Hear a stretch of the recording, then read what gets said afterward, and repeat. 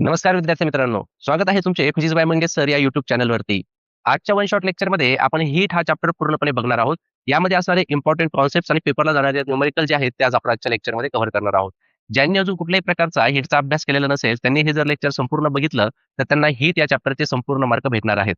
चला तर मग सुरुवात करूयात आजच्या आपल्या महत्त्वाच्या लेक्चर. या चॅप्टरची सुरुवात आपण अत्यंत बेसिक पासून करूयात, म्हणजेच हीटच्या डेफिनेशन पासून करूयात. बघा, हीट एक प्रकारची एनर्जी असते जी सेन्सेशन ऑफ हॉटनेसला प्रोड्यूस करत असते. तर सिम्पली आपण हीटला म्हणू शकतो, heat is a form of energy which produces sensation of hotness of the body. आता हीट एक प्रकारची एनर्जी असल्या कारणाने याचं जे एसआय युनिट असतं हे असतं जूल, आणि सीजीएस युनिट जे असणार आहे ते असणार आहे कॅलरी. आता कॅलरी आणि जूल यांचं सुद्धा एक रिलेशन आहे जे आपल्याला लक्षात पाहिजे. 1 कॅलरी म्हणजेच 4.186 जूल असतो. त्या तिघांपैकी सुद्धा एक प्रश्न जो आहे तो एमसीक्यू म्हणून विचारला जाऊ शकतो. एसआय युनिट काय आहे किंवा सीजीएस युनिट काय आहे किंवा हे रिलेशन मध्ये याची जी व्हॅल्यू आहे ती व्हॅल्यू तुम्हाला लक्षात ठेवायची आहे. आता काही जणांच्या मनामध्ये प्रश्न येऊ शकतो की सर, नेमकं कॅलरी म्हणजे काय? आता बघा, या ठिकाणी आपण कन्सिडर करूयात की 1 ग्रॅम ऑफ वॉटर आहे. ठीक आहे. आता हे जे मास आहे ते आपण वॉटरचं घेत आहोत, आणि 1 ग्रॅम पाण्याचं टेम्परेचर आपण 1 डिग्री सेल्सिअसने वाढवत आहोत. ठीक आहे. परंतु ही जी रेंज आहे ना, ही रेंज 14.5 टू 15.5 असायला पाहिजे. ठीक आहे. म्हणजे या रेंजमध्ये ज्यावेळेस टेम्परेचर इन्क्रीज होणार आहे आणि वॉटर ज्या हीटला गेन करणार आहे त्याच हीटला आपण 1 कॅलरी हीट असं म्हणत असतो. आता प्रश्न मनामध्ये असू शकतो की सर 20 असेल आणि 21 झालं तर, 20 पासून 21 झालं तर इथे सुद्धा 1 डिग्री सेल्सिअसनेच टेम्परेचर वाढत आहे. मग याला आपण 1 कॅलरी म्हणू शकणार नाही का? त्याला आपण 1 कॅलरी नाही म्हणू शकत. काय असतं माहिती का? प्रत्येक टेम्परेचर रेंजमध्ये तो ऑब्जेक्ट किती हीट गेन करत आहे हे सारखं नसतं. म्हणजे याच्यामध्ये जी हीट गेन केलेली असेल ती हीट एवढीच असेल असं नाही. तर जे स्टँडर्ड आपल्याला लक्षात ठेवायचं आहे ते आहे 14.5 टू 15.5 डिग्री सेल्सिअस. याच्यामध्ये जी काही हीट तो वॉटर गेन करेल त्या हीटला आपण नॉर्मली या ठिकाणी 1 कॅलरी हीट असं म्हणणार आहोत. तर सिंपल डेफिनेशन काय आहे? The amount of heat necessary to raise the temperature of 1 gram of water. ठीक आहे. मास किती घेतो आपण? 1 gram. 1 gram of water by 1 degree Celsius from 14.5 to 15.5 degree Celsius. ठीक आहे. त्यानंतरचा जो कॉन्सेप्ट आहे तो आहे टेम्परेचर. आता भरपूर जणांना वाटतं हीट आणि टेम्परेचर सारखेच आहे, पण त्यांच्यामध्ये फरक असतो बघा. टेम्परेचर जे आहे हे एक इन्स्ट्रुमेंट आहे हॉटनेस किंवा कोल्डनेसला मेजर करण्यासाठी. तर आपण सिम्पली काय म्हणू शकतो? Temperature is the measure of degree of hotness or coldness of the body. ठीक आहे. टेम्परेचर मध्ये दोन्ही पण पॅरामीटर असतात, कोल्डनेस पण असतो आणि हॉटनेस पण असतो. म्हणजे टेम्परेचर एखाद्या ठिकाणी भरपूर असेल तर आपण ते पॉझिटिव्ह मध्ये रिप्रेझेंट करू शकतो. ठीक आहे. हिमाचल प्रदेश किंवा जो बर्फाळ प्रदेश असतो तिथे जर आपण गेलो तर ते टेम्परेचर आपण निगेटिव्ह मध्ये सुद्धा मेजर करू शकतो. ठीक आहे. त्यामुळे टेम्परेचर हा हॉटनेस आणि कोल्डनेस ऑफ द बॉडीला रिप्रेझेंट करत असतो. आता याचं जर एसआय युनिट आपण बघितलं तर ते केल्व्हिन असतं. जसं नॉर्मली याचे युनिट जे आहेत ते वेगवेगळे आहेत. डिग्री सेल्सिअस मध्ये टेम्परेचर मोजता येतं, डिग्री केल्व्हिन मध्ये मोजता येतं, डिग्री फॅरनहाइट मध्ये मोजता येतं. ठीक आहे. यांच्यापैकी जे डिग्री केल्व्हिन आहे ना हे त्याचं एसआय युनिट आहे. एकदा पेपरला प्रश्न होता, the SI unit of specific heat कॅपॅसिटीसाठी होतं. तर लक्षात ठेवा, डिग्री केल्व्हिन तर तुम्हाला पुस्तकात नाहीये, पण समजा ऑप्शन मध्ये जर असेल डिग्री केल्व्हिन तर ते तुमचं करेक्ट आन्सर असणार आहे, आणि नसेल तर मग दुसरं कोणतं दिलेलं आहे त्यांनी? Degree Celsius. जर हे असेल तर हे करेक्ट आहे, आणि हे नसेल तर हे दिलेलं असेल, आणि हे दोन्ही दिलेले असेल तर त्यापैकी हेच करेक्ट आहे. ठीक आहे. डिग्री केल्व्हिन लक्षात ठेवा. आता 0 डिग्री सेल्सिअस आणि 0 डिग्री केल्व्हिन यांच्यामध्ये एक रिलेशन असतं बघा. 0 डिग्री सेल्सिअस म्हणजे किती केल्व्हिन असं एक रिलेशन आहे. 0 डिग्री सेल्सिअस म्हणजे जवळपास 273 डिग्री केल्व्हिन असतं. अप्रॉक्सिमेटली आपल्याला या रिलेशन मध्ये मांडत असतो. तर डिग्री केल्व्हिन आपल्याला कधीही निगेटिव्ह टेम्परेचर देत नाही. त्याच्याशिवाय तो गॅस लॉला फॉलो करतो, आणि त्यामुळे तेच त्याचे SI युनिट आहे. यानंतरचा जो कॉन्सेप्ट आहे तो आहे बघा लॅटंट हीट. आता हा एक महत्वाचा कॉन्सेप्ट आहे, यावरती पेपरला प्रश्न विचारला जात असतो. या ठिकाणी काय आहे बघा, लॅटंट हीट समजण्यासाठी एक एक्सपेरिमेंट त्या ठिकाणी आपल्याला त्यांनी करून दाखवलेला आहे. इथे काय घ्यायचं आहे आपल्याला? इथे आपण काय घेतलेलं आहे बघा, आईस क्यूब घेतलेले आहेत, बर्फाचे तुकडे आहेत. ते समजा या कंटेनर मध्ये आपण घेतले. त्यानंतर खाली इथे बर्नर लावलेला आहे. ठीक आहे, आपल्याला हीट द्यायची आहे त्या बर्फाला. मग आता इथे थर्मोमीटर आहे बघा आणि या थर्मोमीटरने आपल्याला ती रिडिंग मोजायची आहे. तुम्ही हा एक्सपेरिमेंट शाळेमध्ये सुद्धा परफॉर्म केला असेल. तर सिम्पली या ठिकाणी काय होतं बघा, आता सर्वात आधी जर आपण बघितलं, तर बर्फ जो आहे तो सॉलिड आहे. ठीक आहे. आणि जर या बर्फाला हीट मिळाली, आता या बर्फाचं टेम्परेचर किती असेल? बर्फाचं टेम्परेचर असणार आहे 0 डिग्री सेल्सिअस. ठीक आहे. आता याला जर हीट मिळाली, तर या सॉलिडचं कन्व्हर्जन कशामध्ये होणार आहे? लिक्विडमध्ये होणार आहे, पाण्यामध्ये होणार आहे. बरोबर आहे. आणि लिक्विडला कंटिन्युअसली हीट भेटत गेली, तर हेच लिक्विड पुढे जाऊन कशामध्ये कन्व्हर्ट होणार आहे? व्हेपर्समध्ये कन्व्हर्ट होणार आहे. नाही का? हं. मग आता इथे होतं काय बघा, ज्यावेळेस आपण या आईसला हीट सप्लाय करतो. आता हा जो आईस आहे तो सॉलिड फॉर्ममध्ये आहे. याला हीट भेटल्यानंतर याचं कन्व्हर्जन लिक्विडमध्ये होणार आहे. परंतु इथे होतं काय, की समजा असं आपण इमॅजिन करूयात, यापैकी काही पोर्शनच आता वॉटरमध्ये कन्व्हर्ट करत आहे. समजा एवढा जो पार्ट आहे, याचं काय होत आहे? पाणी होत आहे. बाकी अजून बर्फ आहेच. कंटिन्युअसली आपण हीट देतो आणि त्यापैकी या पूर्ण बर्फापैकी काही बर्फ जो आहे तो आता पाण्यामध्ये कन्व्हर्ट झालेला आहे. मग आता इथे बर्फ पण आहे आणि पाणी पण आहे. मग ह्या पाण्याचं टेम्परेचर किती असतं? तर या पाण्याचं टेम्परेचर देखील 0 डिग्री सेल्सिअसच असतं. हा पूर्ण बर्फ जोपर्यंत वितळत नाही, तोपर्यंत त्या पाण्याचं जे टेम्परेचर असणार आहे ते 0 डिग्री सेल्सिअसच असणार आहे. मग एकदा का बर्फाचं पूर्ण पाण्यामध्ये रूपांतर झालं, त्याच्यानंतर जर तुम्ही त्या पाण्याला हीट सप्लाय केली, की त्यानंतर त्या पाण्याचं टेम्परेचर जे आहे ते वाढायला सुरुवात होते. मग आता या ठिकाणी मनामध्ये असा प्रश्न येतो, की सर आपण याला तर हीट सप्लाय केली होती. बरोबर आहे. परंतु हीट सप्लाय केल्यानंतर ह्या बर्फाचं पाण्यामध्ये कन्व्हर्जन झालं, तर पाण्याचं टेम्परेचर जास्त असायला पाहिजे होतं. परंतु तसं इथे या ठिकाणी घडत नसतं. मग आता इथे आपण जी हीट दिली, ती हीट नेमकं कुठे गेली? तर त्या हीटचा उपयोग कुठे होत असतो? हा जो बर्फ आहे, ह्या बर्फांमध्ये जे मॉलिक्युल्स असतात बघा, यांच्यामध्ये एक प्रकारची कोव्हॅलेंट बॉन्डिंग प्रेझेंट असते. ठीक आहे. त्याच्यामुळे तो बर्फ आहे, त्याच्यामुळे तो सॉलिड आहे. आपण ज्यावेळेस याला हीट सप्लाय करतो, तर हीट सप्लाय केल्यानंतर सर्वात आधी ही हीट त्या बॉन्डला ब्रेक करते आणि त्या बॉन्डला ब्रेक केलं, हा जो बर्फ आहे, तो बर्फ पाण्यामध्ये कन्व्हर्ट होत असतो.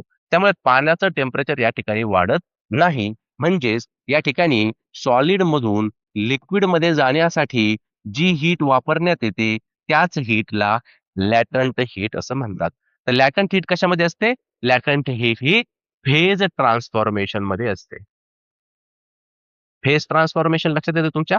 सॉलिड मधून लिक्विड मध्ये जाण्यासाठी. परंतु बर्फाचं पाण्यामध्ये रूपांतर झाल्यानंतर पूर्ण बर्फ, हा पूर्ण बर्फ आता याचा पाण्यामध्ये कन्व्हर्ट झालं, की त्याचं टेम्परेचर 0 असेल आणि त्यानंतर तुम्ही याला हीट सप्लाय केली, की मग टेम्परेचर वाढायला सुरुवात होईल. आलं का लक्षात मला काय सांगायचंय? आता इथे अजून एक गोष्ट बघा आता. आता असं आपण कन्सिडर करूयात, की या बर्फाचं पूर्ण पाणी झालेलं आहे. ठीक आहे? हा बर्फ आता पूर्णपणे लिक्विडमध्ये कन्व्हर्ट झालेला आहे. आता त्या पाण्याचं टेम्परेचर किती आहे समजा 0 डिग्री सेल्सिअस आहे त्या पूर्ण पाण्याचं आणि तरीही आपण या ठिकाणी आता हीट जी आहे ती सप्लाय देणं सुरू ठेवत आहोत. मग आता काय होईल? या पाण्याचं टेम्परेचर हळू वाढायला सुरुवात होईल. बरोबर आहे की नाही?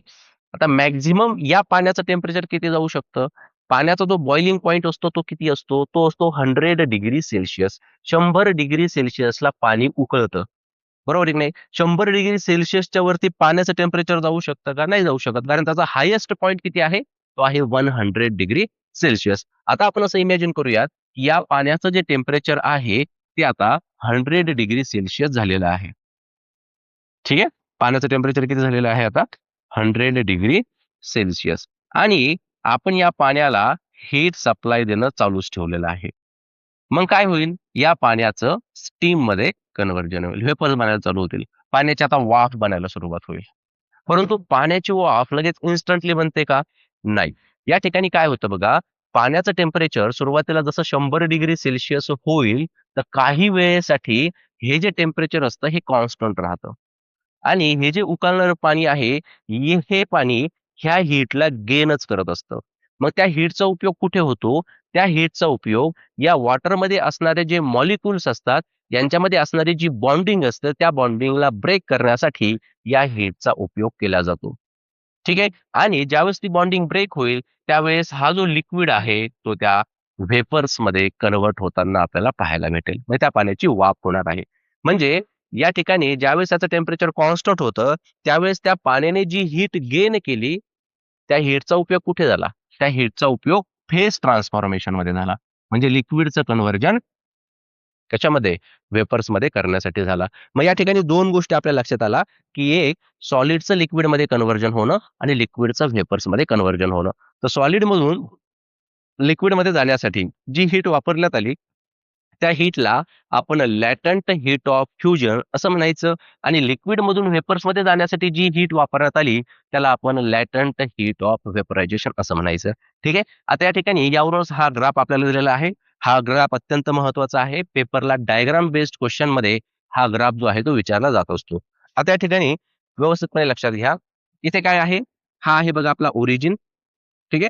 इथे आपण असं कन्सिडर करूयात, की सुरुवातीला आपण बर्फ घेतलेला आहे आणि तो बर्फ आपण या स्टँडवरती ठेवलेला आहे. त्यानंतर आपण या बर्फाला हळू-हळू हीट द्यायला सुरुवात करणार आहोत. तर इथून बघा, आता इथे तुमच्या लक्षात आलंय का? एक्स ॲक्सिस वरती कोण घेतलाय आपण? टाईम आणि वाय ॲक्सिस वरती कोण आहे? टेम्परेचर. ठीक आहे. आता आपण हळू काय करायला लागलो, या बर्फाला हीट सप्लाय करायला सुरुवात करायला लागलो. आता आपण हीट सप्लाय केली ए पासून बी पर्यंत. तर जवळपास आपल्याला लक्षात येतंय टाईम हा मिनिट्समध्ये तर 4 मिनिटाचा वेळ या ठिकाणी आपल्याला दिसत आहे. 4 मिनिटं आपण याला हीट सप्लाय केली, परंतु वाय कडे ही लाईन आपल्याला वाढताना दिसत नाही. ही लाईन कशी चालली? पूर्णपणे हॉरिझॉन्टल. हॉरिझॉन्टल चालली म्हणजे फक्त टाईम वाढत आहे, टेम्परेचर वाढत नाहीये. म्हणजे इथे ही जी हीट वापरण्यात आली ए पासून बी पर्यंत ती कोणती हीट आहे? ती आहे लॅटंट हीट ऑफ फ्युजन. ठीक आहे. आता पाण्याचं त्या बर्फाचं पूर्णपणे पाण्यामध्ये कन्व्हर्जन झालेलं आहे. त्यानंतर आपण हीट सप्लाय करतोय. मग हीट सप्लाय केल्यानंतर हळू या पाण्याचं टेम्परेचर जे आहे ते वाढायला लागलं आणि मॅक्सिमम या पाण्याचं टेम्परेचर किती झालं? बघा, मॅक्सिमम झालं 100 डिग्री सेल्सियस. मग 100 डिग्री सेल्सियस टेम्परेचर झाल्या त्या पाण्याची वाफ तयार होणार आहे का? नाही. मग त्या ठिकाणी काय होतं बघा परत या सी पॉइंट पासून बी पॉइंट पर्यंत पुन्हा आपल्याला अशा प्रकारची एक लाईन पाहायला भेटते. म्हणजे ही लाईन काय सांगते, की इथे टेम्परेचर कॉन्स्टंट आहे.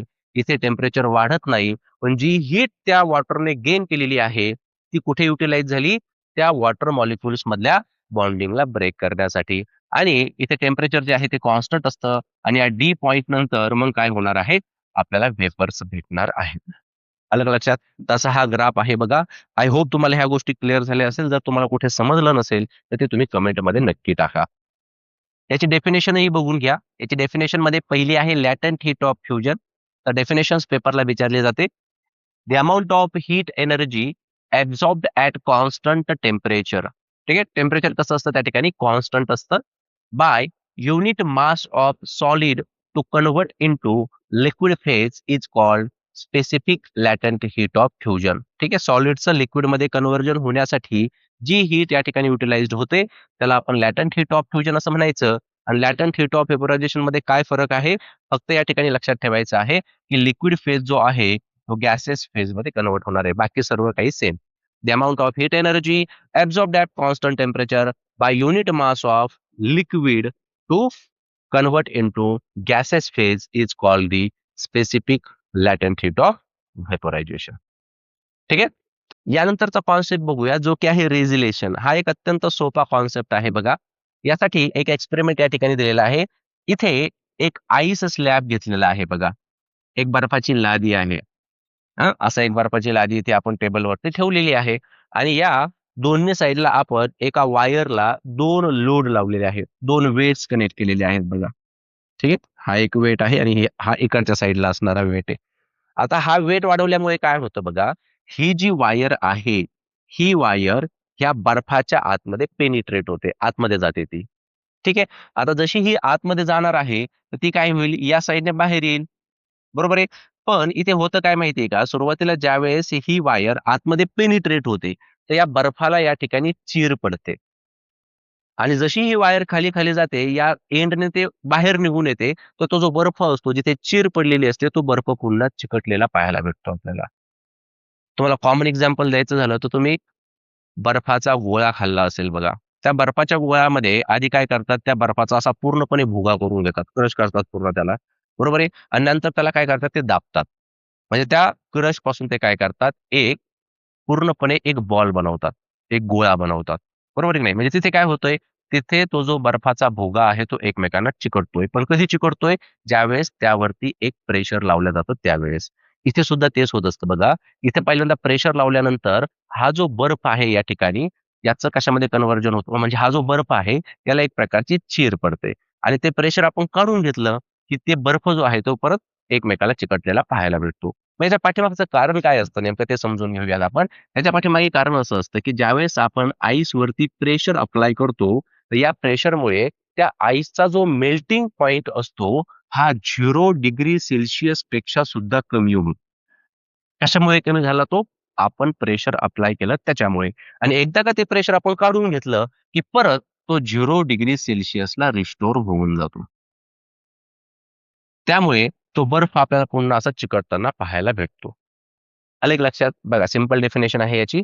The phenomena in which the ice converts to liquid due to applied pressure and the reconverts and then reconverts to ice once the pressure is remove. Pressure काढून घेतलं, की आपल्याला त्या ठिकाणी रिकन्व्हर्जन पाहायला भेटतं आणि हा जो फिनॉमिना आहे, या फिनॉमिनालाच आपण रेझिलेशन असं म्हणत असतो. यानंतरचा कॉन्सेप्ट आहे एनॉमलस बिहेवियर ऑफ वॉटर.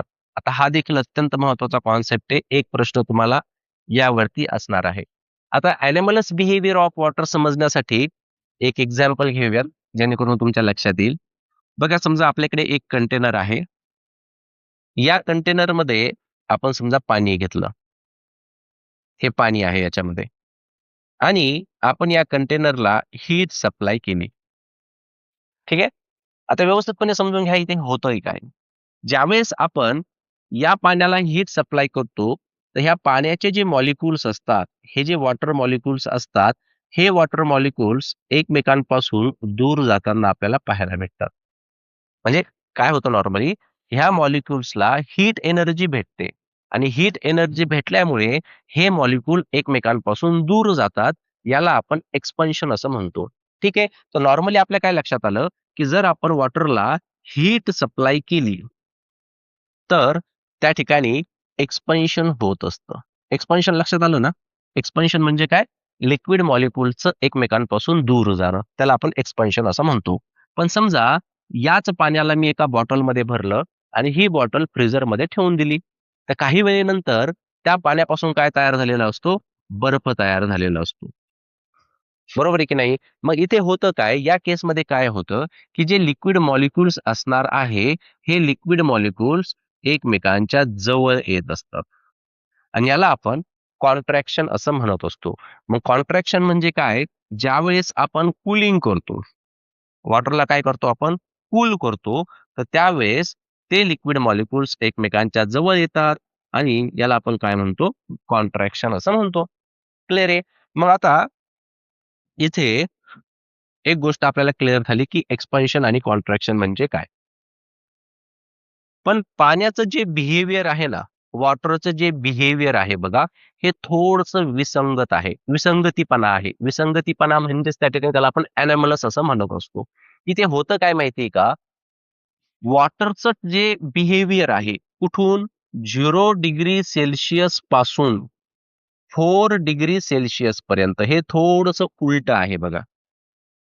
समजा मी वॉटरला 0 डिग्री सेल्सियस पासून 4 डिग्री सेल्सियस पर्यंत म्हणजे टेम्परेचर काय होतं इथे वाढत आहे. म्हणजे मी काय करतोय हीट सप्लाय करतोय, हीट देत आहे. मग जर मी हीट देत असेल, तर त्या ठिकाणी काय व्हायला पाहिजे? एक्सपान्शन व्हायला पाहिजे.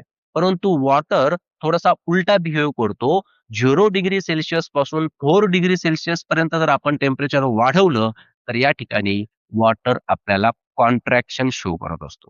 ठीक आहे? उलटा बिहेव करतो तो. ठीक आहे? जर 4 डिग्री सेल्सियस पासून 0 डिग्री सेल्सियस पर्यंत जर का मी याला कूल केलं, आता टेम्परेचर कमी करतोय ना आपण, म्हणजे 4 डिग्री सेल्सियस पासून 0 डिग्री सेल्सियस पर्यंत जर का आपण याला कूल केलं, तर काय व्हायला पाहिजे? कॉन्ट्रॅक्शन व्हायला पाहिजे.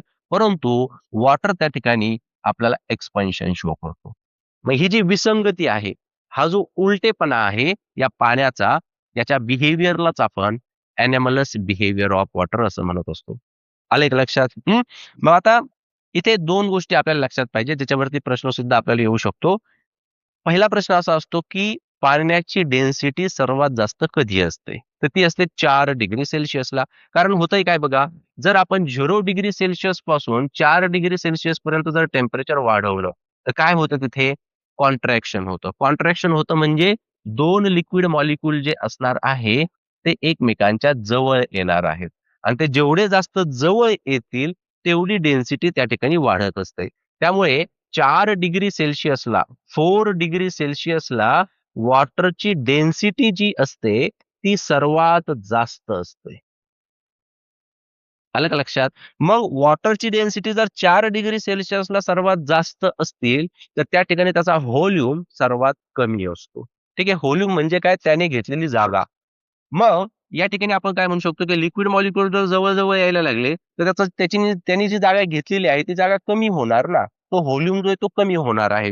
म्हणजे 4 डिग्री सेल्सिअसलाच व्हॉल्यूम जो असतो, हा व्हॉल्यूम सर्वात कमी असतो. आलं का लक्षात? तर ह्या 2 गोष्टी ज्या आहेत त्या विचारल्या जाऊ शकतात, तर व्यवस्थितपणे लक्षात ठेवा. डेफिनेशन काय आहे? सिंपल डेफिनेशन काय म्हणू शकता तुम्ही? The behaviour of water between its temperature from कुठून? 0 degree Celsius to 4 degree Celsius is called anomalous behaviour of water. आलं का लक्षात? हा एक ग्राफ दिलेला आहे बघा. इथे डेन्सिटी घेतलेली आहे, स्पेसिफिक व्हॉल्यूम आणि हा graph between the volume and temperature आहे बघा. आता इथे आपण जर बघितलं, तर हा कर्व बघा. इथे 1000 आहे वाय ॲक्सिस वरती आणि हळू आपण जर का काय करतो, आपण त्याला हीट सप्लाय करतो. तर हीट सप्लाय केल्यानंतर नॉर्मली काय व्हायला पाहिजे होतं? एक्सपान्शन, पण होतंय कॉन्ट्रॅक्शन. ठीक आहे. टेम्परेचर वाढलं आणि इथे टेम्परेचर जे आहे ते टेम्परेचर झालेलं आहे 4 डिग्री सेल्सिअस. आता या 4 डिग्री सेल्सिअसला याची जी डेन्सिटी आहे ती सर्वात जास्त आहे आणि व्हॉल्यूम जो आहे तो सर्वात कमी आहे बघा या ठिकाणी. आलं का लक्षात? आणि जसं आपण 4 डिग्री सेल्सिअस क्रॉस करणार, 4 डिग्री सेल्सिअसच्या नंतर जर तुम्ही हीट सप्लाय करणं चालू ठेवलं, मग आपला हा रेग्युलर बिहेव करतो. मग त्यानंतर काय होतं? 4च्या नंतर एक्सपान्शन होतं आणि 0च्या खाली परत काय होतं त्या ठिकाणी कॉन्ट्रॅक्शन होतं. किंवा 100 डिग्री सेल्सिअस किंवा असं म्हणूयात 80 डिग्री सेल्सिअस पासून 60 डिग्री सेल्सिअस पर्यंत जर कूल केलं, तर तिथे काय होणार आहे? कॉन्ट्रॅक्शनच होणार आहे. फक्त 0 आणि 4 ही जी रेंज आहे, त्याच रेंजमध्ये वॉटर थोडंसं बिहेव जे आहे ते उलटं करतो आणि याच बिहेवियरला आपण एनामलस बिहेवियर असं म्हणत असतो. म्हणून 4 डिग्री सेल्सिअसच्या नंतर परत आपल्याला एक्सपान्शन जे ते पाहायला भेटतं. आलं का लक्षात? तर असा हा ग्राफ आहे ज्याला आपण एनामलस बिहेवियर ऑफ वॉटर असं म्हणत असतो. यानंतरचा कॉन्सेप्ट बघूयात होप्स ॲपॅरेटस. आता भरपूर जणांना या होप्स ॲपॅरेटसची वर्किंग जी आहे ती समजत नाही, की हा काम कसा करतो. अत्यंत सोपा पार्ट आहे बघा. या ठिकाणी आपण सर्वात आधी होप्स ॲपॅरेटस कशासाठी वापरतात ते समजून घ्या. आपल्याला एनिमलस बिहेवियर ऑफ वॉटरचा स्टडी करण्यासाठी या होप्स ॲपॅरेटसचा उपयोग केला जातो. आता या होप्स ॲपॅरेटसमध्ये काय-काय आहे ते आपण एकदा बघूयात. सर्वात आधी या ठिकाणी आपल्याला एक सिलेंडर पाहायला भेटतोय बघा. ह्याच्या आतमधून पण पास झालेला आहे बरं का. तसा. ठीक आहे. त्यानंतर याच्या सराउंडिंगमध्ये हा जो बॉल आहे हा कनेक्ट केलेला आहे. हा पोर्शन. आता आतमध्ये हा असा पूर्णपणे खाली असतो. म्हणजे तिथे आपल्याला काय टाकता येतं? फ्रीझिंग मिक्सचर जे ते टाकता येतं. फ्रीझिंग मिक्सचर म्हणजे काय असतं? बर्फ आणि मीठ, आईस आणि सॉल्ट यांचं मिक्सचर असतं. ठीक आहे. इथे एक ओपनिंग दिलेली असते छोटीशी, जेणेकरून त्या बर्फाचं पाणी वगैरे झालं, की ते पाणी जे ते आपल्याला या ठिकाणी रिसीव्ह करता आलं पाहिजे. त्यानंतर इथे 2 थर्मोमीटर लावलेले असतात. त्याचं प्रोव्हिजन आपल्याला दिलेलं आहे बघा. इथे एक थर्मोमीटर लावलेला आहे. हा एक थर्मोमीटर. ठीक आहे. याची रीडिंग आहे समजा T2. आणि हा दुसरा थर्मोमीटर जो खाली लावलेला असतो इथे. याची रीडिंग आहे समजा T1. तर हे थर्मोमीटर झाले. तर एवढाच पार्ट आहे बघा याच्यामध्ये. ठीक आहे. काय-काय घेतलं आपण सुरुवातीला? या ठिकाणी हा जो आहे हा होप्स ॲपॅरेटस आहे. यामध्ये हा जो सिलेंड्रिकल पोर्शन दिसतो, हा एक यामधला पार्ट आहे. त्याच्या बाजूला एक बॉल असा कनेक्ट केलेला आहे. त्याच्यामध्ये आपण फ्रीझिंग मिक्सचर टाकणार आहोत. फ्रीझिंग मिक्सचर म्हणजे कोण? Ice plus salt. ठीक आहे. त्यानंतर 2 थर्मोमीटर टेम्परेचर मोजण्यासाठी आपण या ठिकाणी लावलेले आहेत आणि या बर्फाचं ज्यावेळेस पाणी होईल, ते पाणी कलेक्ट करण्यासाठी या ठिकाणी आपण एक रिसिव्हर ठेवलेला आहे. आता हे आहे बघा याचं कन्स्ट्रक्शन पार्ट. आता इथे वर्किंग होती काय? ते आता आपण एकदा बघूयात. तर सर्वात आधी काय करायचं, आपल्याला थंड पाणी घ्यायचं आहे. ठीक आहे. आता या पाण्याचं टेम्परेचर आपण इमॅजिन करूयात. समजा 14 डिग्री सेल्सिअस आहे. असं आपण एक इमॅजिनेशन करतोय, की पाणी घेतलं आपण आणि ते पाणी थंड आहे. त्या पाण्याचं टेम्परेचर किती आहे? 14 डिग्री सेल्सिअस आहे. आता हे पाणी आपल्याला सर्वात आधी या सिलेंड्रिकल पोर्शनमध्ये टाकायचं. ठीक आहे. तर हे पाणी जे आहे ते पूर्ण याच्यामध्ये भरलं पाहिजे. इथपर्यंत आपण या पाण्याची लेव्हल दाखवलेली आहे बघा. आलं का लक्षात? काय केलं आपण? याच्यामध्ये 14 डिग्री सेल्सिअस टेम्परेचर असणारं वॉटर जे आहे ते ॲड केलेलं आहे. आता इथे होणार काय? सर्वात आधी आपण बघणार, की जे टेम्परेचर आहे, ते टेम्परेचर किती असणार आहे? 2 थर्मोमीटर लावलेले आहे आपण, बरोबर आहे? एक थर्मोमीटर हा आहे, एक थर्मोमीटर हा आहे.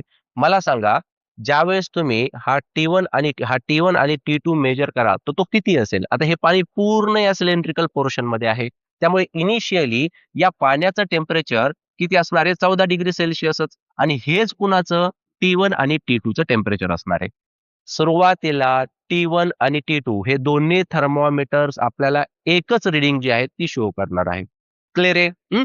आता त्यानंतर आपण काय केलं? आपण फ्रीझिंग मिक्सचर घेतलं. बर्फ आणि मीठ यांचं कॉम्बिनेशन घेतलं आणि ते या ठिकाणी ॲड केलं. हा जो बाउल दिसतोय तुम्हाला, त्या बाउलमध्ये आपण काय केलं? हे फ्रीझिंग मिक्सचर टाकलं. आता मला सांगा बरं काय पाहायला भेटेल आपल्याला? हे फ्रीझिंग मिक्सचर जर आपण या ठिकाणी ॲड केलं, तर त्यामुळे काय होतं बघा, याच्यामध्ये एवढ्या पार्टमध्ये जे पाणी असणार आहे, त्या पोर्शनमध्ये, तर या पोर्शनमध्ये असणारं पाणी सर्वात आधी या फ्रीझिंग मिक्सचरच्या कॉन्टॅक्टमध्ये येणार. तुमच्या लक्षात आलंय ना, हा बॉल कसा आहे? हा सराउंडिंगमध्ये असा पूर्णपणे गोल. त्याच्या आतमध्ये असा हा सिलेंड्रिकल पार्ट आहे. ठीक आहे. त्यामुळे एवढ्या रिजनमध्ये जे काही पाणी असणार आहे, एवढ्या पोर्शनमध्ये असणारं पाणी कुणाच्या कॉन्टॅक्टमध्ये आलं? या फ्रीझिंग मिक्सचरच्या कॉन्टॅक्टमध्ये आलं. ठीक आहे. मग आता इथे असणारं पाण्याचं टेम्परेचर काय होतं? रॅपिडली कमी व्हायला चालू होतं. कारण याचं टेम्परेचर किती आहे? याचं टेम्परेचर आहे 0 डिग्री सेल्सिअस जे फ्रीझिंग मिक्सचर आपण ॲड केलेलं आहे. बरोबर आहे की नाही? याचं टेम्परेचर खूप कमी आहे आणि या टेम्परेचरच्या कॉन्टॅक्टमध्ये कोण आलं? हे वॉटर आलं. मग हे वॉटर लगेच काय होणार आहे? रॅपिडली कूल होणार आहे. याचं टेम्परेचर काय होणार आहे? लगेच थंड होणार आहे हा. 14 डिग्री सेल्सिअस पेक्षा सुद्धा टेम्परेचर कमी होणार आहे. बरं आता जर याचं टेम्परेचर कमी होत गेलं ना, तर याची डेन्सिटी जी आहे ती वाढत जाते. टेम्परेचर कमी झाल्यामुळे पाणी जड होतं. पाणी जर आपण गॅसवरती गरम करायला ठेवलं, तर गरम पाणी वरती असतं का थंड पाणी? गरम पाणी वरती असतं, थंड पाणी खाली असतं. एखाद्या वेळेस तुम्ही हीटर लावलेलं आहे, हीटर काढा, वरचं पाणी गरम असतं, खालचं पाणी थंड असतं. बरोबर आहे की नाही? म्हणजे जड पाणी जे असतं ते खाली राहतं. कारण त्याची डेन्सिटी जास्त असते, नाही का? मग इथे काय होतं, हे पाणी जे आहे ते जड होतं. याची डेन्सिटी वाढली ना, याची डेन्सिटी वाढल्यामुळे हे पाणी काय झालं? जड झालं आणि इथे असणारं जे पाणी आहे ते चाललं जातं खाली. आलं का लक्षात? इथे असणारं जे पाणी आहे, जे थंड झालं, ज्याची डेन्सिटी वाढली, ते आता खाली जाणार आणि इथे असणारं जे पाणी आहे, ते यायला लागतं वर, जे हलकं पाणी असतं. बरोबर की नाही? मग इथे काय होतं, हा जो थर्मोमीटर आहे, हा थर्मोमीटर हे पाणी खाली जायला लागलं, की टेम्परेचर कमी दाखवायला सुरुवात करणार, कारण हे थंड असणार आहे. त्यामुळे हा जो T1 आहे बघा, हा T1 आपल्याला रॅपिडली कमी होताना पाहायला भेटतो. सुरुवातीला किती होता? 14 डिग्री सेल्सिअस होता आणि हा रॅपिडली काय होतो, खाली येतो 9, 6, 5 आणि शेवटी येऊन थांबतो तो 4 डिग्री सेल्सिअसवरती. कारण 4 डिग्री सेल्सिअसला पाण्याची डेन्सिटी सर्वात जास्त असते. ठीक आहे. मग आता या थर्मोमीटरचं टेम्परेचर किती झालं? 4 डिग्री सेल्सिअस झालं. याची डेन्सिटी या ठिकाणी सर्वात जास्त आहे. आता या ठिकाणी हा जो थर्मोमीटर होता, हा मात्र थोडासा स्लोली आपल्याला रीडिंग दाखवत असतो. याची सुरुवातीला 14 असेल, मग 12, 10, त्यानंतर 7, नंतर 6, ठीक आहे. नंतर 5 आणि नंतर 4. काही वेळेनंतर त्याचं पण टेम्परेचर किती बनतं? 4 डिग्री सेल्सिअस बनतं. आता याचं किती आहे? 4 डिग्री सेल्सिअसचे. याचं पण किती झालं आता? 4 डिग्री सेल्सिअसच झालं. दोघांचं टेम्परेचर कसं झालं आता? सेम झालं ना. आता टेम्परेचर सेम झाल्यानंतर काय होतं बघा, इथे असणारं जे पाणी आहे, इथे असणारं हे जे वॉटर आहे, याचं जे इथे असणारं जे वॉटर आहे, त्या वॉटरचं टेम्परेचर आता 4 पेक्षा खाली जायला लागतं. आता व्यवस्थितपणे समजून घ्या. येथे असणाऱ्या पाण्याचं टेम्परेचर 4 डिग्री सेल्सिअस पेक्षा पण खाली जायला लागलं. मग 4 डिग्री सेल्सिअस पेक्षा जर का टेम्परेचर अजून खाली जात असेल, तर वॉटर त्या ठिकाणी काय शो करतो, कॉन्ट्रॅक्शन की एक्सपान्शन? बोला. एक्सपान्शन. एक्सपान्शन शो करतो म्हणजे मॉलिक्यूल एकमेकांपासून काय होतात, दूर जातात. मॉलिक्यूल एकमेकांपासून दूर जातात म्हणजे तिथे असणारी जी डेन्सिटी आहे ती काय होते, काय होते, कमी होते. लिक्विड मॉलिक्यूलचं जवळ येणं म्हणजे डेन्सिटी वाढणं. लिक्विड मॉलिक्यूलचं दूर जाणं म्हणजे डेन्सिटी कमी होणं. म्हणजे आता इथे जर का हे एक्सपांड होत असतील, टेम्परेचर कमी होताना काय होणार आहे, एक्सपांड होत असतील, तर इथे असणारं पाणी काय होणार आहे, हलकं होणार आहे आणि हे पाणी कुठे जाणार आहे, हे पाणी सरळ वरती जाणार आहे आणि वरचं पाणी खाली येणार आहे. आलं का लक्षात? त्यामुळे आता हा जो T2 आहे ना, हे पाणी वरती येणार. त्यामुळे T2 काय करेल, T2 आता हा 4 डिग्री सेल्सियस होता, तो रॅपिडली कुठे येणार आहे? 0 डिग्री सेल्सियस वरती येणार आहे आणि वरती जो आहे, तो बर्फ तयार होणार आहे. आलं लक्षात. आता वरती बर्फ आहे. कारण याचं टेम्परेचर काय झालं 0 डिग्री सेल्सियस झालं. 0 डिग्री सेल्सियसला बर्फ बनतो आणि खाली काय अजून पाणीच आहे. तुमच्या लक्षात आलं का या ठिकाणी बघा, हे जे aquatic एनिमल्स असतात ना, हे इथे प्लांट्स किंवा हे जे फिश आपण बघतो हे जिवंत काय? इथे आईस लेयर आहे. हा बर्फाचा लेयर आहे आणि हे जिवंत काय? खाली पाणी आहे. मग पाणी कसं आहे तुमच्या लक्षात आलं का? हे बघा इथे तेच कॉन्सेप्ट आहे. सेम. हे aquatic एनिमल त्याच्यामुळे जिवंत राहू शकतात. मग इथे होतंय काय? या ठिकाणी असणाऱ्या वॉटर मॉलिक्यूलचं एक्सपान्शन झालं. त्यामुळे याची डेन्सिटी कमी झाली. हे पाणी हलकं झालं इथे आणि इथलं पाणी हे वरती गेलं. मग पाण्याचं टेम्परेचर जे आहे ते 4 डिग्री सेल्सियस पासून 0 डिग्री सेल्सियस वरती रॅपिडली येतं आणि वरती काय तयार होतं? एक बर्फाचा लेयर तयार होतो. खाली मात्र अजून काय शिल्लक आहे? वॉटर शिल्लक आहे. मग हळू याचं जे 4 डिग्री सेल्सियस टेम्परेचर आहे ते सुद्धा काही वेळेनंतर 0 डिग्री सेल्सियसला येऊन स्टेबल होतं.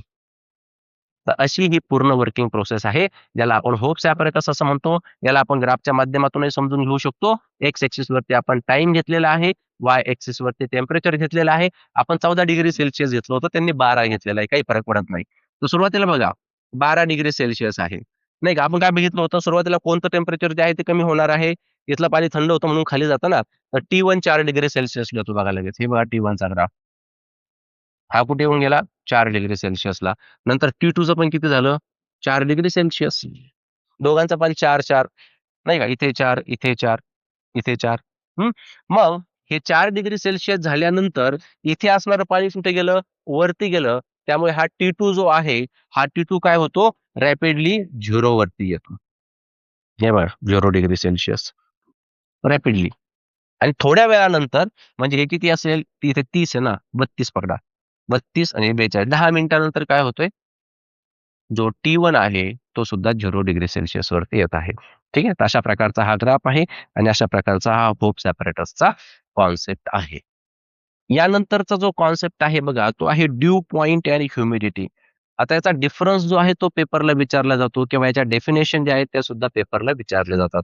आता एक गोष्ट समजून घ्या, आपल्याला माहिती आहे की अर्थ सरफेसवरती जवळपास 71% वॉटर प्रेझेंट आहे, नाही का?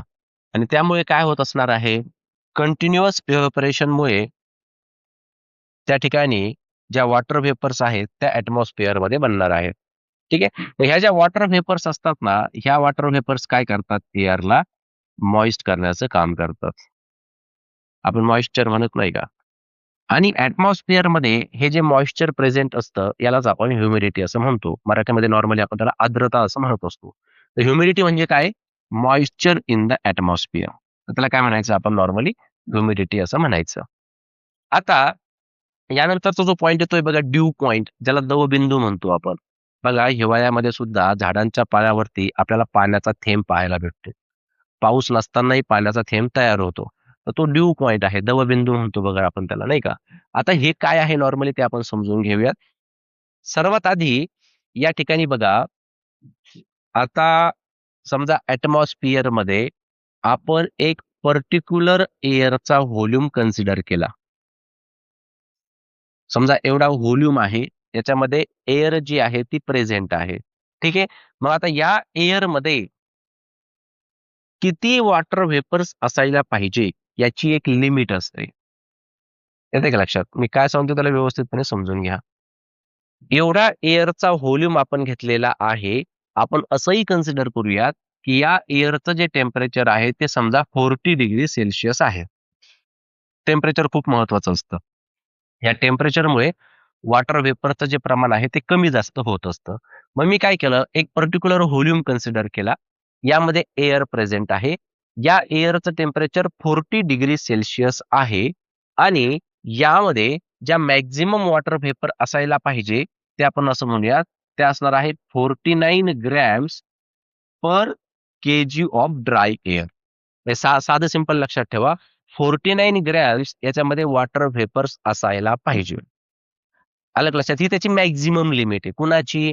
या एअरची. म्हणजे एवढ्या एअरमध्ये 49 ग्रॅम्स वॉटर व्हेपर ज्या आहेत त्या सस्टेन होऊ शकतात. परंतु जर याचं प्रमाण जर का 49 ग्रॅम पेक्षा जास्त झालं, समजा याच्यामध्ये प्रमाण झालं 55 ग्रॅम. मग किती जास्त झाले आता? 6 जास्त झाले ना. 6 ग्रॅम जास्त झाले. मग हे जे एक्सेस या ठिकाणी ज्या वॉटर व्हेपर्स असणार आहेत ना, त्या एक्सेस वॉटर व्हेपरचं कंडेन्सेशन होतं. म्हणजे त्या वॉटर व्हेपर्सचं कशामध्ये कन्व्हर्जन होतं? त्यांचं कन्व्हर्जन होतं वॉटर ड्रॉपलेट्समध्ये. येते का लक्षात? त्या पर्टिक्युलर लिमिटपेक्षा जर जास्त वॉटर व्हेपर्स झाल्या, तर त्याचं काय होणार आहे? कंडेन्सेशन होणार आहे. म्हणजे वॉटर ड्रॉपलेट्समध्ये त्याचं कन्व्हर्जन होणार आहे. ठीक आहे? म्हणजे याची जी मॅक्सिमम लिमिट असणार आहे ती किती आहे? ती आहे 49. आणि जर याच्यामध्ये 49 प्रेझेंट असतील, तर अशी ही जी एअर असते, या एअरला आपण सॅच्युरेटेड एअर असं म्हणायचं. आलं का लक्षात? What is saturated air? म्हणजे त्याच्यामध्ये मॅक्सिमम वॉटर वेपर्स ज्या आहेत त्या प्रेझेंट आहेत.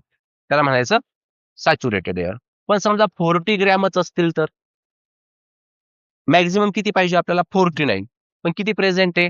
40च प्रेझेंट आहे. म्हणजे कमी आहे. जे मॅक्सिमम असायला पाहिजे त्याच्यापेक्षा आता कमी आहे. म्हणून अशी ही जी एअर असते त्या एअरला आपण अनसॅच्युरेटेड एअर असं म्हणायचं. आलं का लक्षात? सॅच्युरेटेड एअर म्हणजे काय आणि अनसॅच्युरेटेड एअर म्हणजे काय? मग ही जी अनसॅच्युरेटेड एअर आहे, त्याला आपण सॅच्युरेटेड एअरमध्ये कन्व्हर्ट करू शकतो. त्यासाठी काय करावं लागतं आपल्याला? टेम्परेचर जे ते कमी करावं लागतं. आता हेच टेम्परेचर जर आपण कमी केलं ना, याच टेम्परेचरला समजा मी जर 20 डिग्री सेल्सिअस जर कन्सिडर केलं, मग त्याच्यामध्ये याचं जे प्रमाण आहे वॉटर वेपरचं ते 14.7 ग्रॅम एवढंच राहतं. म्हणजे एवढ्याच मॅक्सिमम वॉटर वेपर त्यामध्ये प्रेझेंट असायला पाहिजे. आलं का लक्षात? त्यामुळे टेम्परेचरचा रोल खूप महत्वाचा असतो. मग ही अनसॅच्युरेटेड एअर ज्या टेम्परेचरला सॅच्युरेटेड होते, त्या टेम्परेचरला आपण ड्यू पॉइंट टेम्परेचर असं म्हणत असतो. आलं का लक्षात? तो बिंदू कसा तयार झाला? ठीक आहे. कारण त्या ठिकाणी काय होतं? एक्सेस वॉटर वेपर्स होत्या. बघा मग याला आपण असं नॉर्मली म्हणू शकतो. Suppose unsaturated air. Unsaturated air लक्षात आलं? At a certain temperature is taken and its temperature is decreased. समजा 40 पासून काय केलं आपण? 20 केलं. A temperature is reached at which the air becomes saturated with a vapor and this temperature is called dew point temperature. असं temperature ज्या टेम्परेचरला unsaturated air ही saturated air मध्ये convert झाली त्याला आपण ड्यू पॉइंट टेम्परेचर असं म्हणत असतो. ठीक आहे. आता या ठिकाणी एक टर्म असते ज्याला आपण रिलेटिव्ह ह्युमिडिटी असं सुद्धा म्हणतो. Percentage of relative humidity. हे जर आपल्याला काढायचे असेल तर यासाठी एक फॉर्म्युला लक्षात ठेवा. Actual mass of water vapour content in the air in a given volume. म्हणजे एक पर्टिक्युलर व्हॉल्यूम ऑफ एअर आहे, त्यामध्ये ज्या वॉटर वेपर प्रेझेंट असणार आहेत त्याचं ऍक्च्युअल मास. ठीक आहे.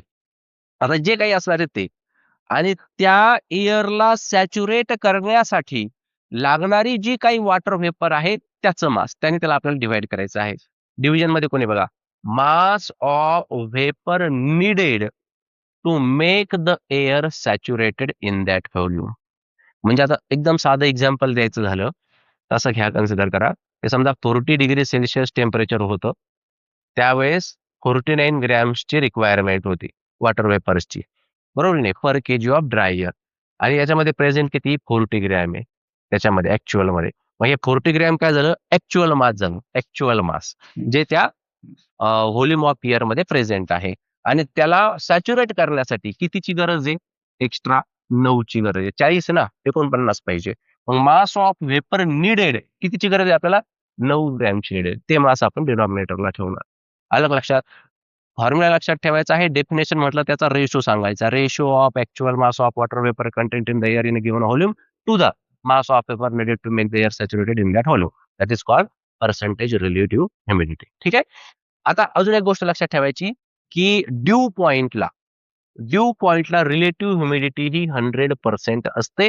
रिलेटिव्ह ह्युमिडिटी जर 60% पेक्षा जास्त असेल तर ती एअर जी असते ती ह्युमिड असते. ठीक आहे. आणि 60% पेक्षा जर का रिलेटिव्ह ह्युमिडिटी कमी असेल तर ती एअर जी असते ती ड्राय असते. हे महत्वाचे 3 पॉइंट्स आहेत, विसरायचे नाहीयेत. ठीक आहे. नेक्स्ट कॉन्सेप्ट बघूया. Specific heat capacity. आता स्पेसिफिक हीट कॅपॅसिटी जी आहे बघा, याला समजण्यासाठी एक एक्सपेरिमेंट या ठिकाणी यांनी घेतला. एक कंटेनर घेतला, याच्यामध्ये वॅक्स आहे.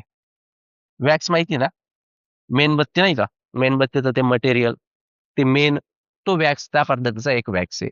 आणि यांनी काय केलं, या ठिकाणी 3 स्पियर घेतले, पण हे तिन्ही स्पियर वेगवेगळ्या मटेरियल्स पासून बनलेले आहेत. एक आयर्न पासून बनलेला आहे, एक कॉपर पासून आणि एक लीड पासून. या तिघांचं जे मास आहे ना, हे सारखंच आहे. हे मास आहे 1 kg. 1 किलोचे हे स्पियर्स आहेत. आणि या तिघांचं जे टेम्परेचर आहे ते सुद्धा सारखंच घ्यायचं आहे. असं इमॅजिन करा, या तिन्ही स्पियरला आपण एका कंटेनरमध्ये टाकलं आणि यांना 100 डिग्री सेल्सिअस पर्यंत आपण हीट सप्लाय केली. ठीक आहे. नंतर त्या कंटेनर मधून तिन्ही काढले आणि या वॅक्स मध्ये टाकले. आता त्या ठिकाणी काय होईल, तर हे स्ट्रक्चर आपल्याला पाहायला भेटतं. सर्वात जास्त खाली कोण गेलेला पाहायला भेटलेला आपल्याला, हा आयर्न, हा सर्वात जास्त डीप गेलेला आहे. त्याच्यानंतर कॉपर आहे बघा, आणि त्याच्यानंतर लेड आहे. तिघांचं मास सारखं होतं, तिघांचं टेम्परेचर सुद्धा सारखं होतं, तरी सुद्धा हा जो आयर्न आहे तो जास्त खाली गेला. कॉपर जो आहे तो मीडियम लेवलला आहे आणि लीड जो आहे तो जास्त खाली जाऊ शकला नाही. याचं कारण असं आहे की तिघांचं टेम्परेचर जरी सारखं असलं तरी सुद्धा तिघांनी त्या मटेरियलच्या प्रॉपर्टी प्रमाणे हीटला गेन केलेला आहे. मग प्रत्येक मटेरियल जो आहे तो प्रत्येक टेम्परेचरला हीट सारखीच गेन करेल असं नसतं. ते त्या पर्टिक्युलरली त्या मटेरियलच्या प्रॉपर्टीज वरती डिपेंड असतं. आता आयर्न जो आहे याने मॅक्झिमम हीट जी आहे ती गेन केलेली आहे आणि जो जास्त हीट गेन करतो तो जास्त हीट रिलीज सुद्धा करतो. त्यामुळे या आयर्नने जी काही हीट गेन केली होती ती सर्व हीट त्याने या वॅक्सला दिली. त्यामुळे हा आयर्नचा जो पार्ट आहे, जो स्पियर आहे, तो सर्वात जास्त खाली जाताना पाहायला भेटला. म्हणजे आयर्नने त्या दोघांच्या कंपॅरिझन मध्ये जास्त हीट गेन केलेली आहे सेम टेम्परेचरला. ठीक आहे. कॉपर जो आहे तो जास्त हीट गेन केली नाही, आयर्नच्या कंपॅरिझन मध्ये कमी आहे. त्यामुळे त्याची डेप्थ जी आहे ती कमी आहे. आणि लीड हा सर्वात कमी हीटला गेन करत आहे. त्यामुळे हा सर्वात वरती असतो बघा. म्हणजे प्रत्येक मटेरियलला हीट ऍब्झॉर्ब करण्याची जी कॅपॅसिटी आहे ही डिफरंट आहे. आणि ही डिफरंट असल्या कारणाने त्यालाच आपण काय म्हणतो नॉर्मली, या मटेरियलची स्पेसिफिक हीट कॅपॅसिटी. ठीक आहे. डेफिनेशन बघा, सिम्पली आपण काय म्हणू शकतो, amount of heat energy required to raise the temperature of unit mass of object.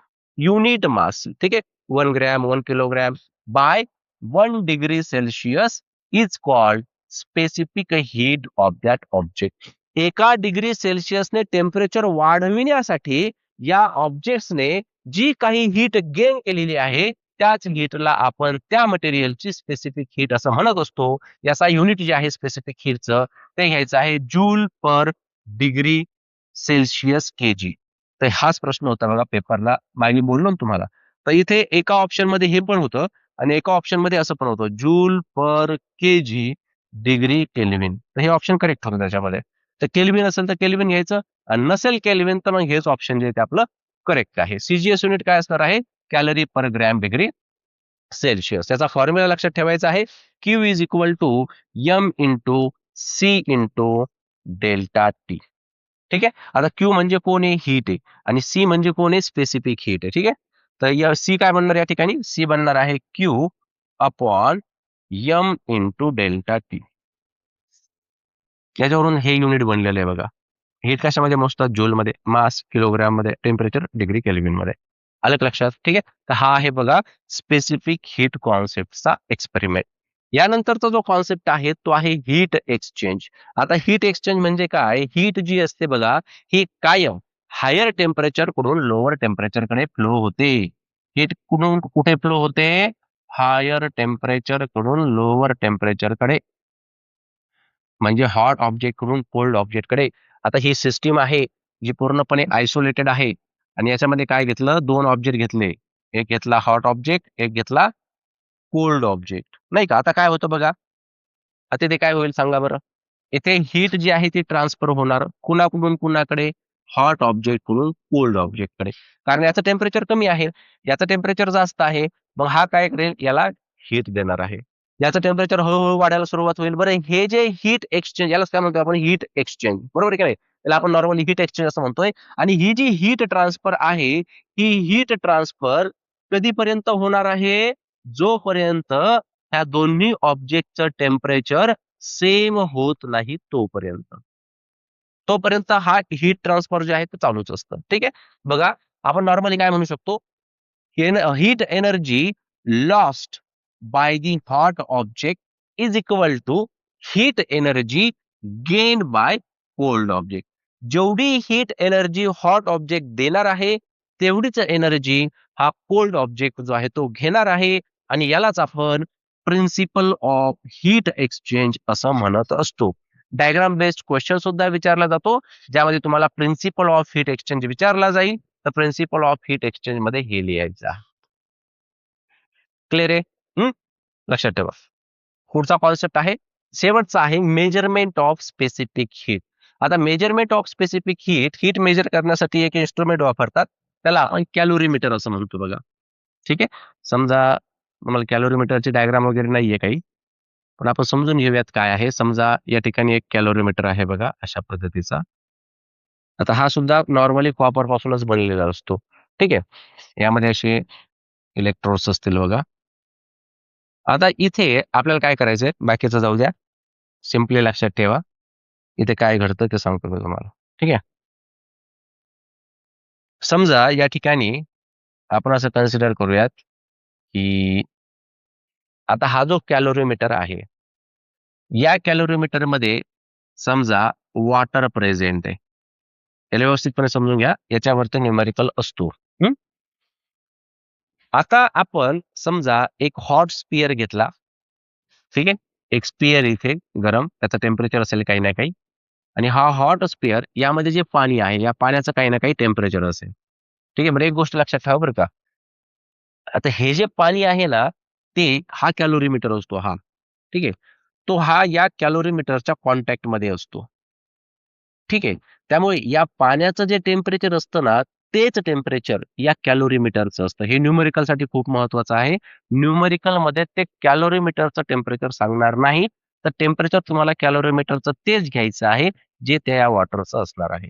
ठीक आहे. मग आता हा हॉट स्पियर काय केला, आपण या कॅलोरीमीटरमध्ये टाकला. मग याच्यामध्ये काय होईल, याच्यामधून काय होणार आहे, हा जो स्पियर आहे, हॉट स्पियर, हा या वॉटरला काय करणार आहे, हीट देणार आहे.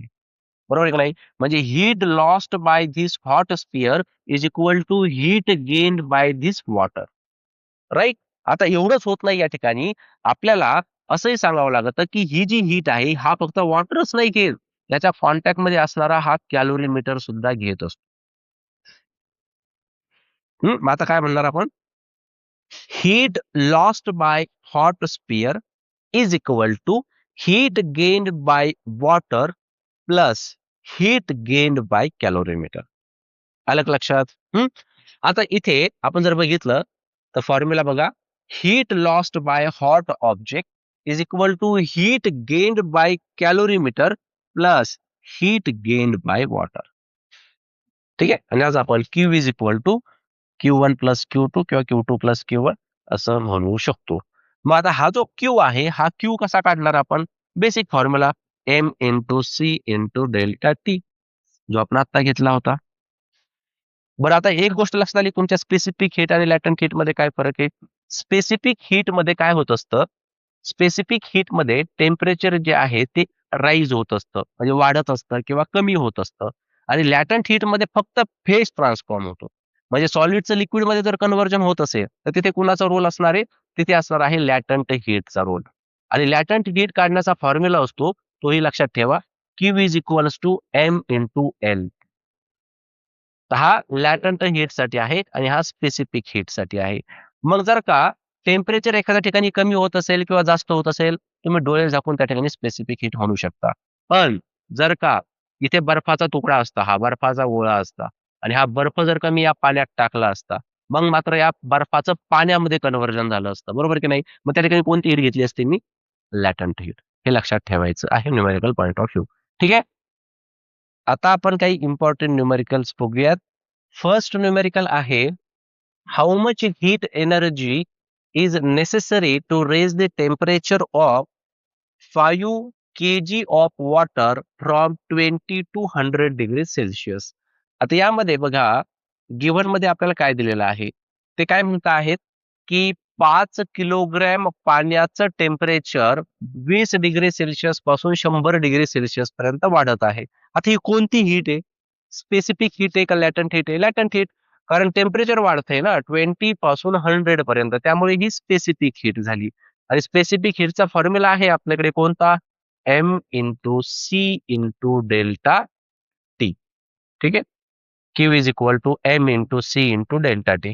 मास किती बघा मग? मास आहे 5 kg. त्यानंतर T2 तो आहे 100 डिग्री सेल्सिअस. त्यानंतर T1 20 डिग्री सेल्सिअस आहे. डेल्टा टी, डेल्टा टी म्हणजे काय? T2 मायनस T1 बरं का. आणि आपल्याला काय काढायचं आहे? क्यू काढायचं आहे. ठीक आहे. बरं, वॉटरची स्पेसिफिक हीट लक्षात ठेवायची. वॉटरची स्पेसिफिक हीट असते 1. लक्षात ठेवा, हे न्यूमेरिकल मध्ये देत नाही कधी कधी. आणि आईस साठी असतं 80. आईसची 80 असते. ठीक आहे. मग Q is equal to mass किती आहे? 5. सी किती आहे? 1. डेल्टा टी म्हणजे काय? T2 मायनस T1 म्हणजे 100 मायनस 20. म्हणजेच क्यू काय झाला? Q is equal to 5 into 100 minus 20 किती? 80. म्हणजे क्यू काय भेटला? 8×45 40. आणि हा एक 0. युनिट काय लिहू रे? कॅलरी लिहू का किलो कॅलरी? किलो कॅलरी लिहावं लागेल. केजी मध्ये दिलेलं आहे ना, त्यामुळे किलो कॅलरी. ठीक आहे. पुढचा प्रश्न बघूयात. Equal heat is given to two objects A and B of mass 1 kg. दोन ऑब्जेक्ट आहे ए आणि बी, यांना सारखीच हीट देण्यात येत आहे. ठीक आहे. किती ऑब्जेक्ट्स आहेत? दोन ऑब्जेक्ट्स ए अँड बी. आता यांना दिलेली जी हीट आहे, ऑब्जेक्ट ए ला जी हीट दिलेली आहे तीच ऑब्जेक्ट बी ला सुद्धा दिलेली, म्हणजे क्यू ए आणि क्यू बी सारखेच आहेत. याला मग नुसतं क्यूच म्हणू आपण, नाही का? पुढे, temperature of A increases by 3 degree Celsius. ठीक आहे. याचं टेम्परेचर डेल्टा टी ए म्हणतो बरं का मी याला, कारण चेंज होत आहे ना टेम्परेचर. आणि चेंज झाल्यानंतर त्यांनी सांगितलं इन्क्रीजेस बाय किती? 3 डिग्री. म्हणजे डेल्टा टी ए किती झाला? 3 डिग्री सेल्सिअस. आणि बी बाय डेल्टा टी बी ते कितीने वाढत आहे? 5 डिग्री सेल्सिअस ने. Which object has a more specific heat and by hot factor. आता कोणाची स्पेसिफिक हीट जास्त आहे ते सांगायचं आहे, आणि कितीने जास्त आहे ते देखील सांगायचं आहे. चला मग आपण सुरुवातीला सर्वात आधी ऑब्जेक्ट ए साठी म्हणूयात. क्यू ए काय फॉर्म्युला आहे? M A into C A into delta T A. ठीक आहे. आता अशाच पद्धतीने क्यूबी साठी लिहूयात. क्यूबीचा फॉर्म्युला काय? N B C B delta T B. जर आपण या दोघांचा रेशो घेतला तर, आता व्यवस्थितपणे बघा ते काय म्हणतात. Equal heat is given to two objects A and B of mass 1 kg. दोघांचा मास सुद्धा सारखच आहे. बघा, हीट दोघांना सारखी दिली आणि दोघांचं मास सुद्धा सारखंच आहे, म्हणजे एम ए आणि एम बी सुद्धा सारखेच झाले. क्यू ए आणि क्यू बी सुद्धा सारखेच झाले. मग हे दोन्ही सारखे असतील तर हे कॅन्सल होतील, हे सारखे असतील तर कॅन्सल होतील, बरोबर आहे. मग इथे उरलं कोण? 1 इक्वल टू इथे C A into delta T A किती आहे? 3 डिवायडेड बाय सी बी, आणि हा किती आहे? 5. म्हणजे आपण इथे असं म्हणू शकतो की जर सी ए अपॉन सी बी घेतला, याला इथेच ठेवलं, आणि या 3/5 ला इकडे पाठवू, म्हणजे हा म्हणतो 5/3. ठीक आहे. 5/3 याचं उत्तर किती येईल रे? 1 येईल का 1 पेक्षा जास्त येईल? 1 पेक्षा जास्त येईल ना, डिनॉमिनेटर मोठा आहे. म्हणून CA ची किंमत काय भेटते आपल्याला? ती भेटते 5/3 CB भेटते. म्हणजे A ची जी स्पेसिफिक हीट आहे ती B पेक्षा जास्त आहे आणि कितीने जास्त आहे? 5/3. त्यामुळे तुम्ही म्हणू शकतो, काय म्हणू शकतो आपण? Object A has more specific heat than object B and it is it is by factor of कितीने जास्त आहे? 5/3. आलं लक्षात? नेक्स्ट क्वेश्चन बघूयात. अ कॅलोरीमीटर. आता हा कॅलोरीमीटरचं एक्झाम्पल आहे, याला व्यवस्थितपणे समजून घ्या. A calorimeter has a mass 100 gram and specific heat 0.1 kilocalorie per kg degree Celsius. It contains 250 gram of liquid at 30 degree Celsius. मी तुम्हाला आधी हा जो एक्झाम्पल आहे तो एक्सप्लेन करून सांगतो. ठीक आहे? तो या समजून घ्या. समजा एक कॅलोरीमीटर आहे असं कन्सिडर करूयात. या ठिकाणी हा एक कॅलोरीमीटर आहे.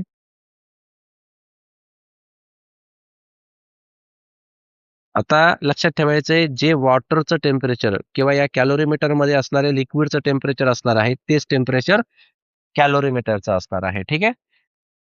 तर हा आहे बघा कॅलोरीमीटर. तर ते काय म्हणतात, हा जो कॅलोरीमीटर आहे याचं मास आहे 100 ग्रॅम. तर या कॅलोरीमीटरचा मास तुम्हाला दिलेला आहे. Mass of calorimeter is 100 gram. त्यानंतर स्पेसिफिक हीट दिलेली आहे या कॅलोरीमीटरसाठी, जी की आहे 0.1 kilo calorie per KG degree Celsius. It contains 250 gram of liquid. आता याच्यामध्ये जे लिक्विड प्रेझेंट आहे याचं देखील मास आपल्याला दिलेला आहे. या लिक्विडचा मास किती आहे? मास ऑफ लिक्विड इज किती? 250 ग्रॅम. त्यानंतर याचं टेम्परेचर पण आहे. Temperature of liquid is 30 degree Celsius. मी तुम्हाला आत्ताच सांगितलं होतं की जे पाण्याचं टेम्परेचर असणार आहे तेच टेम्परेचर या कॅलोरीमीटरचं असणार आहे. So temperature of calorimeter is also 30 degree Celsius. Having a specific heat, ह्या लिक्विडची स्पेसिफिक हीट सुद्धा आपल्याला दिलेली आहे, जी की आहे 0.4 kilo calorie per KG degree Celsius. पुढे काय म्हणतात? If we drop a piece of ice, एक बर्फाचा तुकडा आहे आणि हा बर्फाचा तुकडा आपण आता या कॅलोरीमीटर मध्ये टाकत आहोत. याचं जे मास आहे या बर्फाचं ते दिलेलं आहे 10 ग्रॅम. आणि पुढे म्हणतात त्याचं टेम्परेचर जे आहे इनिशियली टेम्परेचर ऑफ आईस ते असतं 0 डिग्री सेल्सिअस. तर हा बर्फाचा तुकडा या पाण्यात पडल्यानंतर त्या पाण्याचं जे टेम्परेचर असणार आहे, मिक्सचर पूर्णपणे मिक्स झाल्यानंतर जे टेम्परेचर असणार आहे ते किती आहे? असा हा प्रश्न आपल्याला त्यांनी विचारलेला आहे. प्रश्न लक्षात आला तुमच्या? बर्फाचा तुकडा या पाण्यात टाकला तर त्या पाण्याचं टेम्परेचर किती असेल? आता आपल्याला साधी गोष्ट लक्षात येते आहे, की पाण्याचं टेम्परेचर 30 आहे, बर्फाचं 0 आहे. बर्फ जर आपण त्याच्यात ऍड केला तर त्या पाण्याचं टेम्परेचर कमी होणार आहे. मग ते टेम्परेचर नेमकं किती आहे हे आपल्याला सांगायचंय. प्रश्न लक्षात आला? हम्म. आता समजून घ्यायला आपण कसं सोडवायचं. तर हा गिव्हन डेटा लिहायचा आहे तुम्हाला. हा जो डेटा आपण आता जो मी तुम्हाला एक्सप्लेन केला हा पूर्ण हा गिव्हन डेटा आला. एक गोष्ट मला सांगा, जर आपण बर्फ हा या पाण्यामध्ये टाकला तर त्या बर्फाचं पाणी होणार आहे सर्वात आधी, बरोबर आहे? म्हणजे इथे काय झाला? फेज ट्रान्सफॉर्म झाला आणि फेज ट्रान्सफॉर्मेशन मध्ये कोणती हीट असते? लॅटंट हीट असते. तर आपण या ठिकाणी असं म्हणू शकतो, अमाऊंट ऑफ हीट किंवा लॅटंट हीट म्हणा, सर काही फरक पडत नाही. इथे आपण म्हणू शकतो latent heat required to convert ice into water. तर लॅटंट हीट साठी काय फॉर्म्युला असतो आपल्याकडे? M into L. बरं लॅटंट हीट जी आईसची असते ना ती 80 असते एक टेबल दिलेला आहे त्यामध्ये या सर्व व्हॅल्यूज आहेत. पहिल्यांदा जे मी सांगितलं होतं ते लॅटंट हीट आहे, स्पेसिफिक हीट नाहीये. वॉटरची स्पेसिफिक हीट 1 असते आणि आईसची जी लॅटंट हीट असते ते 80 असते, 80 असते हा. हे लक्षात ठेवा. Latent heat of ice is 80. ठीक आहे. मग 80 जर आपण म्हटलं तर मास किती आहे आपल्याकडे? मास आहे 10 ग्रॅम आणि लॅटंट हीट आहे 80. म्हणजे जवळपास ते आपल्याला भेटत आहे 800 कॅलरी एवढी हीट. लॅटंट हीट किती भेटत आहे आपल्याला? 800 कॅलरी भेटत आहे. लक्षात आलं का? ही गोष्ट लक्षात आली. आता पुढे बघा. आता ही तर लॅटंट हीट झाली. म्हणजे एवढ्या हीटमध्ये ह्या बर्फाचं पाण्यामध्ये कन्व्हर्जन झालं. आता हे जे पाणी कन्व्हर्ट झालेलं आहे ना बर्फापासून, त्या पाण्याचं टेम्परेचर वाढणार आहे. ह्या पाण्याचं टेम्परेचर कमी होणार आहे, जे ऑलरेडी कॅलोरीमीटरमध्ये होतं. पण हा जो बर्फ आपण ॲड केला त्याचा तर वाढणार आहे ना, बरोबर आहे की नाही? मग इथे आपण काय म्हणूयात, amount of heat raised amount of heat required amount of heat required to raise temperature of water from 0 degree Celsius to T degree Celsius. बघा, हा बर्फाचा तुकडा या पाण्यात टाकला, या बर्फाचं पाण्यामध्ये कन्व्हर्जन झालं, तर त्या पाण्याचं टेम्परेचर सुद्धा 0च राहणार सुरुवातीला आणि नंतर त्या पाण्याचं टेम्परेचर वाढणार आहे. मग कुठपर्यंत जाणार आहे ते माहिती नाही, म्हणून टी जे आपल्याला काढायचं आहे. बरोबर आहे? सुरुवातीला 0 होतं, नंतर टी. मग ती कोणती हीट असते? ती असते स्पेसिफिक हीट. त्यासाठी formula M into C into delta T. आलं का लक्षात? मग इथे आपण काय म्हणणार? मास किती आहे? 10. सी किती आहे? 1 आणि डेल्टा टी किती येणार सांगा बरं? टेम्परेचर किती आहे सुरुवातीला? 0 आहे आणि नंतर किती झालं? 0 पासून टी म्हणजे टीच म्हणूयात ते. मग 10 इंटू 1 इंटू टी म्हणजे 10 टी. आलं का लक्षात? हे सगळं मी आईस बद्दलच बोलतोय बरं का सध्या. आईसचं पाण्यामध्ये कन्व्हर्जन होणं आणि त्या पाण्याचं टेम्परेचर वाढणं. मग टोटल हीट किती झाली? पूर्ण जी आईस घेत आहे. पहिली लॅटंट हीट किती होती? 800 आणि नंतर ही स्पेसिफिक हीट किती? 10 टी. ही एवढी टोटल हीट जे ती आईससाठी असणार आहे. आय होप तुमच्या हे लक्षात आलं असेल. आता हा रोल कोणाचा झाला? हा रोल झाला आईसचा. आता आपल्याला बघायचं आहे त्या कॅलोरीमीटरमध्ये असणारं जे पाणी आहे त्याचं टेम्परेचर कमी होणार आहे.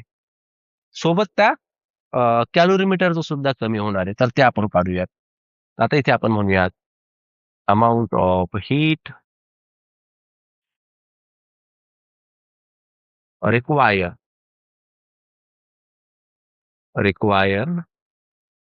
To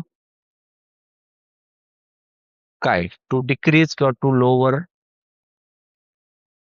temperature of water in calorimeter from 30 degree Celsius to T degree Celsius. पहिल्यांदा 30 आहे ना आणि मग नंतर कमी होणार आहे. किती होणार आहे माहिती नाही.